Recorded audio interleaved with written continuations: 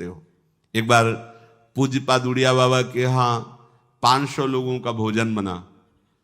अब वहां उत्सव में 5000 से भी अधिक लोग आ गए, तो जो सेवक जन थे, भंडारी थे, भाग के आए, बाबा अब तो बहुत ही हानि हो जाएगी, क्योंकि सब लोग आ गए, 5000 के लगभग लोग हैं और 500 का ही भोजन बना है। बाबा जी ने कहा घबराने की जरूरत नहीं। गए, अपना ऊपर का चला ऐसे डाल दिया जो रसोई बनी हुई थी। बोले इसे खोलना नहीं, बस बांटते जाओ। सब पा चुके, जितना बना था ना। भगवत प्रताप। हरिराम व्यास जी की बेटी का ब्याह, रात्रि में बारातियों के स्वागत के लिए एक से एक सुंदर पकवान बने हुए थे, क्योंकि जिनके चेला मधुकर शाह राजा थे उनके पास कमी क्या, सब सुविधाएं। हरिराम व्यास जी ने सोचा ये संसारी आदमी इतने सुंदर सुंदर पकवान पाएंगे, ये तो ठीक नहीं है। वृंदावन के संत जन लेंगे तो अपने ठाकुर का भोग लगाएंगे, पाएंगे, कीर्तन करेंगे। कोतवाल को बुलाया वृंदावन के और कहा सब वैष्णवजनों को कह दो कि तुरंत आ जाओ, रमनिया ले जाओ। देखो कैसी भावना है, बेटी का ब्याह है। बोले संसारी आदमी बाराती क्यों पाएंगे, अब आप हो तो कह दे अरे इज्जत चली जाएगी, बाबा जी को खवाने से क्या इज्जत है, बारातियों को खवाएंगे तो इज्जत बनेगी। ये किसकी, देहाभिमानियों की। और अपनी इज्जत क्या है, श्यामा श्याम। अगर रसिकों को पवाएंगे तो हमारी इज्जत बन जाएगी, श्यामा श्याम प्रसन्न हो जाएंगे। तो श्यामा श्याम प्रसन्न हो जाएंगे, बाराती भूखे रहेंगे, ऐसा कैसे हो सकता है, ऐसा हो ही नहीं सकता है। हरिराम व्यास जी के, अब उनके लिए तो कोई रोक नहीं, उन्हीं की बेटी का तो ब्याह है। जो भंडारे में सब जमा थे, लड्डू गुलाब जामुन ये वो सब भर भर के अमनिया, ले जाओ ले जाओ। अब ब्रजवासी संत जन सबको बांट दिया, पर जितना भंडारा था उतना ही बना रहा। कर तुम अकर तुम अन्यथा कर तुम सर्व समर्था सा ईश्वरा। तुम प्रभु के लिए समर्पित हो तो तुम्हारे यहां हानि कैसे हो सकती है कि हम भाई ठाकुर सेवा में समय देंगे तो हमारा काम बिगड़ जाएगा, ठाकुर जी की भोग राग की बात करेंगे तो पैसों की कमी हो जाएगी। पक्की मूढ़ता है, ये ऐसा व्यापार है ठाकुर सेवा संत सेवा, ऐसे करो और कई गुना बढ़कर के हाथ में आ जाएगा, देख लेना। क्योंकि सब दुखों का कारण पाप है, और जब ठाकुर सेवा संत सेवा तो इससे पाप नष्ट होते हैं। जे ही पाप नष्ट हुए सुख का मार्ग खुल गया, पर अज्ञानी जानता नहीं है। अब बादशाह के आदेश से हड़कंप मच गया। कही कह पठाई कहो कीजिए लड़ाई, सुनी रुचि उपजाई चली पृथ्वी पति आयो है। पर्यो सोच भारी तब बातियों विचारी कही, आप एक जावो गयो अचरज पाई है। सेवा करी सिद्धि साष्टांग होई के भूमि परे, देखी बड़ी बेर पांव खड्ग लगायो है। कट गई एड़िए पे टेढ़ी हूं न भौं करी, करी नित नेम रीति धीरज दिखाई है। बादशाह ने कहा आखिरी हुक्म है, आस्करण को हाजिर किया जाने, संपूर्ण सेना से विध्वंस मचा देंगे, नरवर गण को पूरा नष्ट कर देंगे।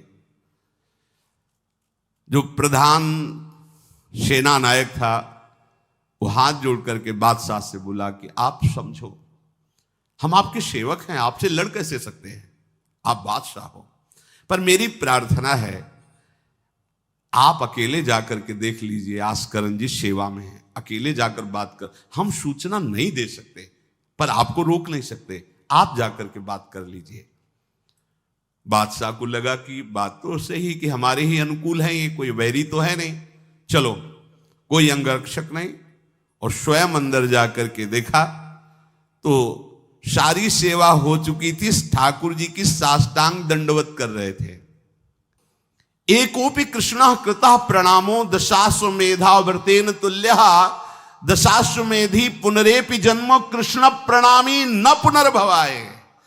ये भीष्म जी बोल रहे हैं, एक बार हमारे श्री कृष्ण को कोई साष्टांग दंडवत कर दे, 10 अश्वमेध यज्ञ का फल और व्रत स्नान का उसे प्राप्त होता है।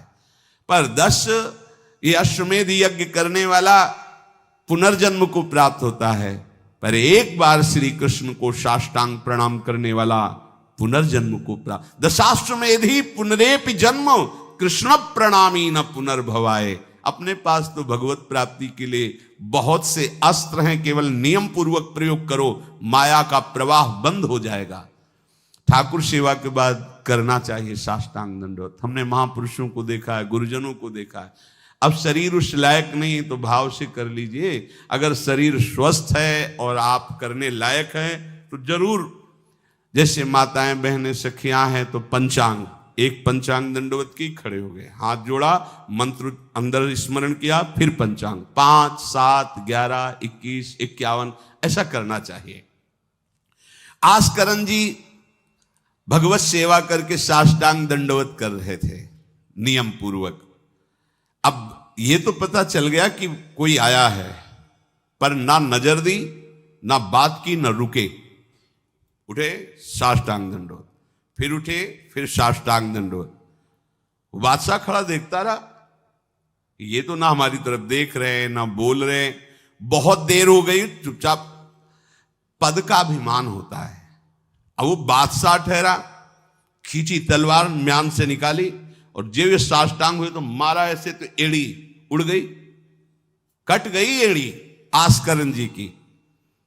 लेकिन आस्करण जी ने ना दंडवत रोकी, ना मुड़ करके देखा, खून की धार बह रही। निष्ठा देखिए, ये है अनन्य भक्ति की निष्ठा। नहीं कहा कि अब रुक गए, कुछ नहीं, वैसे ही खड़े हुए, फिर साष्टांग दंडवत, फिर खड़े हुए, खून से लथपथ हो रहे। कोई कष्ट का अनुभव नहीं दिखा रहे कि आओ कहे या पीछे मुड़ करके देखे। अब तो धैर्य छूट गया बादशाह की, ये मेरे से तो अपराध बन गया, ये कोई नाटक नहीं कर रहे, ये तो सच्ची में महान भागवत है। क्योंकि जो पद का अभिमानी जन होता है वो ये नहीं जानता है कि भक्ति क्या होती है, भक्ति का स्वरूप क्या होता है, भक्तों की निष्ठा क्या होती है। उनको तो लगता है कि मैं अमुक पदाधिकारी हूं, मैं इतना, तो ये बाबा जी लोग भीख मांगने वाले, इनके आगे क्या जमीन में बैठे, हमारे लिए कुर्सी की व्यवस्था नहीं होगी क्या? हमारे को इस पद का अभिमान जो मिला है उसका सम्मान होना चाहिए। तो वो जिस पद में है, इस सृष्टि में कोई वो पद नहीं है, वो हरिदास पद में है, हरि पार्षद। तुम तो मायाकृत सृष्टि के किसी पद पे होगे, वो मायापति के निजी पार्षद हैं।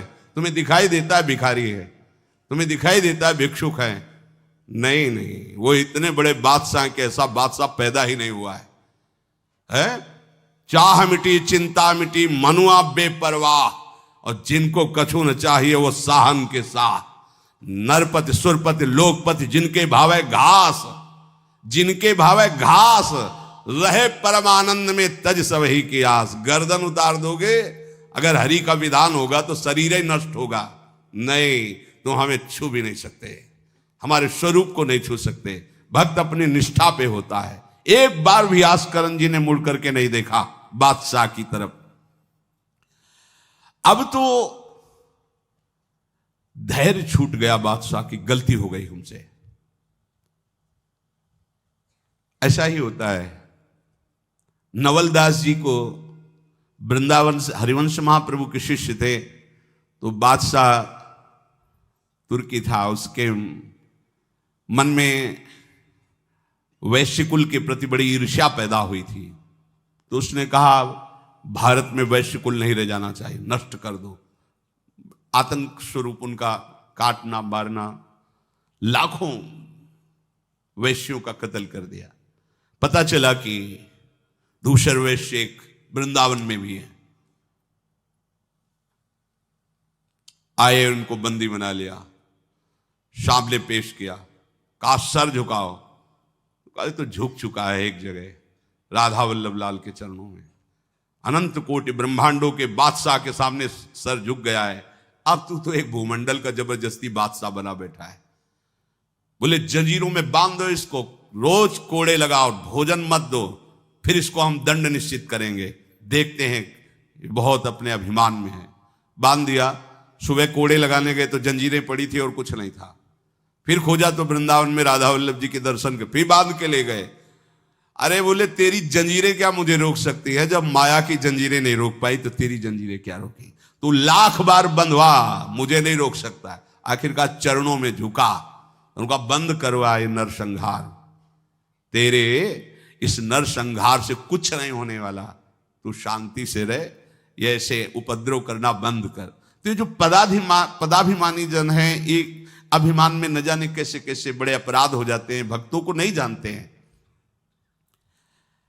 उठी चिक डारी तब पाछे सो निहारी, कियो मुजरा विचारी बादशाह तिरिझे हैं। हित की सचाई यह ने कुना कचाई होत, चर्चा चलाई भाव सुन सुन भींजे हैं।